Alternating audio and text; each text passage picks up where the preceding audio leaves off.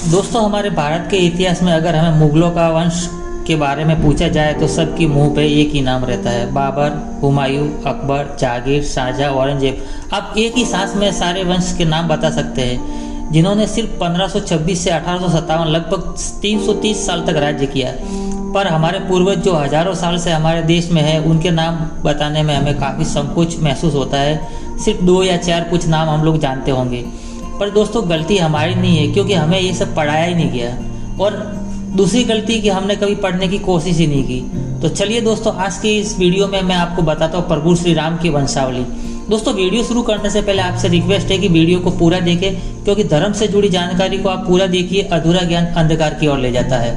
तो चलिए दोस्तों, शुरू करते हैं भगवान श्री राम की वंशावली के बारे में। दोस्तों, ब्रह्मा जी से उत्पन्न हुए मारीची, मारीची से उत्पन्न हुए कश्यप, कश्यप से विवस्वान, विवस्वान से मनु, मनु से इक्ष्वाकु, इक्ष्वाकु से कुक्षी, कुक्षी से विकुक्षी, विकुक्षी से बाण, बाण से अनरण्य, अनरण्य से प्रथु, प्रथु से त्रिशंकु, त्रिशंकु से धुंधुमार, धुंधुमार से युनाश्व, युनाश्व से मांधाता, मांधाता से सुसंधि, सुसंधि के 2 पुत्र हुए, ध्रुव संधि और प्रसेनजीत। ध्रुव संधि से हुए भरत, भरत से हुए असित, असित से हुए सगर, सगर से हुए असमंज, असमंज से हुए अंशुमान, अंशुमान से हुए दिलीप और दिलीप से हुए भगीरथ। भगीरथ वही जिन्होंने धरती पर गंगा माता को उतारा था।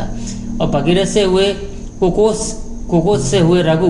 दोस्तों, रघु के अत्यंत तेजस्वी और पराक्रमी नरेश होने के कारण ही बाद में इस वंश का नाम रघुवंश हो गया। तब से श्री राम के कुल को रघुकुल कहा जाने लगा। दोस्तों, रघु से हुए प्रवत, प्रवत से हुए शंखण, शंखण से हुए सुदर्शन, सुदर्शन से हुए अग्निवण, अग्निवण से हुए शिघग्र, शिघग्र से हुए मरु, मरु से हुए प्रशुशुक, प्रशुशुक से हुए अम्बरीश, अम्बरीश से हुए नहुष, नहुष से हुए ययाति, ययाति से हुए नाभाग और नाभाग से हुए अज।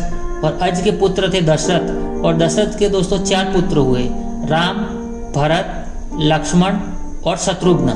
दोस्तों, भरत के 2 पुत्र थे, ताक्ष और पुष्कर। लक्ष्मण के 2 पुत्र थे, चित्रान्न और चंद्रकेतु। और शत्रुघ्न के पुत्र सुबाहु और सूरसेन थे। मथुरा का नाम पहले सूरसेन था। लव और कुश राम और सीता के जुड़वे बेटे थे। दोस्तों, राजा लव से राघव राजपूतों का जन्म हुआ, जिसमें बुर्जुगन और जयाश और शिवरकारों का वंश चला। इसकी दूसरी शाखा थी सिसोदिया वंश, जिसमें बेचला और गहलोत वंश के राजा हुए। कुश से कुशवाहा अर्थात कछवाहा राजपूतों का वंश चला। दोस्तों, ऐतिहासिक तथ्यों के अनुसार लव ने लवपुरी नगर की स्थापना की थी, जो वर्तमान में पाकिस्तान स्थित शहर लाहौर है। यहाँ के एक किले में लव का मंदिर भी बना हुआ है। लवपुरी को बाद में लौहपुरी कहा जाने लगा। दक्षिण पूर्वी एशियाई देश लोदास, थाई नगर, लौहपुर दोनों ही उनके नाम पर रखे गए हैं। दोस्तों, राम के दोनों पुत्रों में कुश का वंश आगे बढ़ा। दोस्तों, कुश वंश के राजा शीर्ध्वज को सीता नाम की एक पुत्री हुई। सूर्य वंश इसके आगे भी बढ़ा, जिसमें कराती नामक राजा का पुत्र जनक हुआ, जिसने यौन मार्ग का रास्ता अपनाया। कुश वंश से कुशवा, मौर्य, सैनी, शाक्य संप्रदाय की स्थापना की जाती है।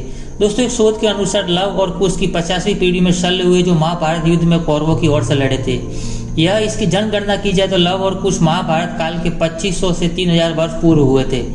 दोस्तों, जानकारी कैसी लगी कमेंट करके जरूर बताना। और दोस्तों, हम लोग दिन भर मजदूरी करने के बाद भी शाम को आपके लिए वीडियो बनाते हैं। अगर वीडियो अच्छा लगता है तो दोस्तों वीडियो को लाइक और चैनल को सब्सक्राइब जरूर करें, ताकि हम और आप धर्म से जुड़ी जानकारी के साथ अपडेट रहे। जय श्री राम, हर हर महादेव।